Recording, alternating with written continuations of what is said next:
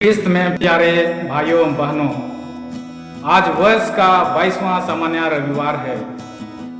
आज के प्रथम पाठ और सुसमाचार में विनम्रता, दीन दुखियों की सेवा या उदारता पर प्रकाश डाला गया है।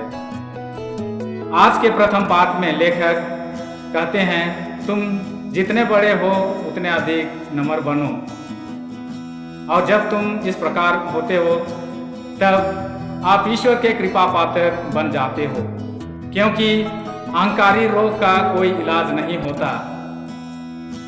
उसमें बुराई ने जड़ करके पकड़ ली है।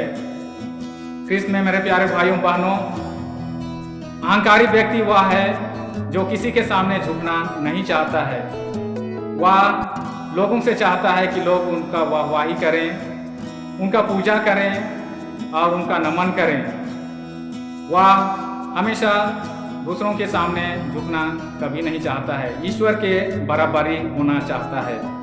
और आज के प्रतिस्पर्धा दुनिया में भी हम लोग यही पाएंगे।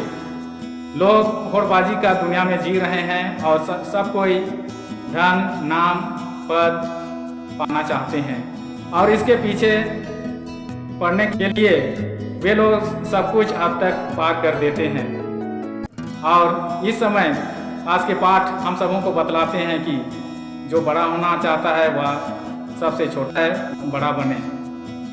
इसी संदर्भ में मैं आज एक छोटा सा कहानी प्रस्तुत करने चाहता हूँ। एक बड़ा और घमंडी हाथी जंगल में रहता था। वह छोटे जानवरों को बहुत परेशान किया करता था। कभी खरगोश पर अपना पैर रख देता, कभी मेंढक पर अपनी सूंड से पानी डाल देता, तो और किसी को क्या कर देता। इस तरह छोटे जानवर बहुत परेशान में थे, हाथी से डरते थे। उसी समय एक चींटी ने आकर हाथी से कहा, घमंड मत कर हाथी, ताकत से बड़ा है विनम्रता। उसी समय हाथी हंसकर कहा, तू क्या कर लेगी, तुम तो इतना छोटी है। उसी समय चींटी उड़ते हुए हाथी के कान पर घुस जाती है और अंदर जाके जोर जोर से काटने चालू कर देती है। हाथी चीखने लगता है और जोर जोर से इधर उधर दौड़ता है, फिर भी उससे किसी तरफ से सहायता नहीं मिली और वो गिर गया। और उसी समय उसको होश में आया और कहता है, मैं समझ गया, मैं और फिर कभी घमंड नहीं करूंगा, मुझे माफ कर दो। चींटी बाहर आई और बोली, छोटा हो या बड़ा, नम्रता हमेशा ताकत से बड़ी होती है। ख्रिस्त में मेरे प्यारे भाइयों बहनों, विनम्रता में सच्ची शक्ति होती है। घमंड करने वाला अंत में अकेला और कमजोर पड़ जाता है। भाइयों और बहनों, यीशु सुसमाचार में दावत का दृश्य प्रस्तुत करते हैं। यीशु एक फरीसी के घर में गए। वहां उन्होंने देखा कि लोग आगे की सीटों पर के लिए भाग रहे हैं, आगे बैठना चाह रहे हैं। यीशु ने उन लोगों को यह दृष्टांत सुनाया, जब मेजबान आए और कहे, बंधु आगे आओ, तब तुम वास्तव में सम्मानित किए जाओगे। यहाँ यीशु केवल सामाजिक नियम नहीं सिखा रहे हैं, बल्कि ईश्वर के राज्य का सिद्धांत समझा रहे हैं, बता रहे हैं। इसीलिए आज के सुसमाचार में कहते हैं, जो अपने को बड़ा मानता है वह छोटा बनाया जाएगा, और जो अपने को छोटा मानता है बड़ा बनाया जाएगा। भाई और बहनों, हमारे जीवन में विनम्रता क्यों जरूरी है? विनम्रता इसीलिए जरूरी है क्योंकि प्रभु यीशु स्वयं परमेश्वर होते हुए मनुष्य बने, सेवक बने और क्रूस तक आज्ञाकारी रहे। इसलिए विनम्रता वह कुंजी है जो स्वर्ग के द्वार को खोलती है। गर्भ का परिणाम यह है कि शैतान का पतन घमंड से ही हुआ। आदम और हेवा ने गर्भ से ईश्वर की आज्ञा का उल्लंघन किए। विनम्रता का फल यह है, जैसे मरियम यह कहती हैं, प्रभु ने अपनी दासी की दीनता पर कृपा दृष्टि की।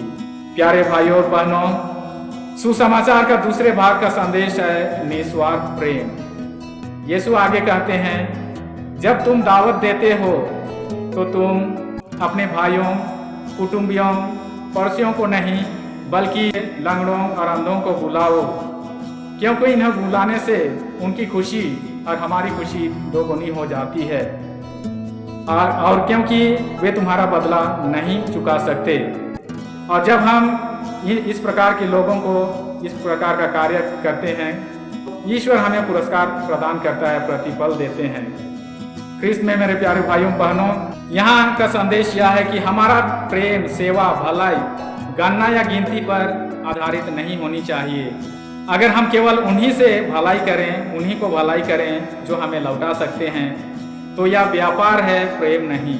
भाई और बहनों, अगर हम लोग संतों का जीवन को देखेंगे तो पाएंगे वे लोग निस्वार्थ जीवन देकर, सेवा देकर हम सबों के लिए एक नमूना बन गए हैं। जैसे मदर तेरेसा, संत फ्रांसिस असीसी, संत पौलुस। मदर तेरेसा हमेशा कहा करती थी, service of man is the service of God, अर्थात मानव सेवा ही ईश्वर की सेवा है।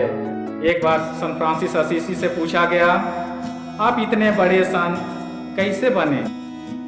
असीसी ने हंसकर कहा, क्योंकि मैं सबसे छोटा बनने की कोशिश करता हूँ। यही है मसीही जीवन का रहस्य, छोटा बनने में ही बड़ी महिमा है। प्यारे भाइयों बहनों, आज हमें प्रभु आमंत्रित करते हैं विनम्रता का जीवन जीने के लिए, निस्वार्थ प्रेम और सेवा का जीवन जीने के लिए। और हमें अपने दिल में याद रखना चाहिए कि ईश्वर की नज़रों में छोटा बनने वाला ही सबसे बड़ा है।